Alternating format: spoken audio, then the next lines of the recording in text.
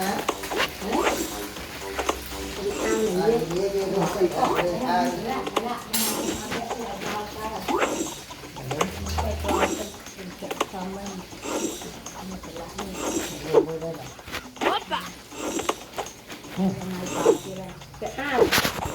Đứng chung nhưng mà rong đi tới bà.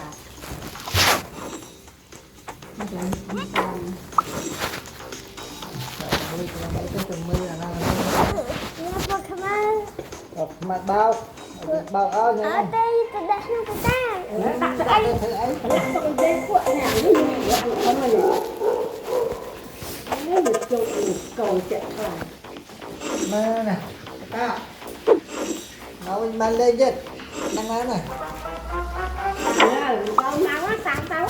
Ôi, nó tan khổ vậy. Nó tan khổ một con. Này. Sáng tao vậy.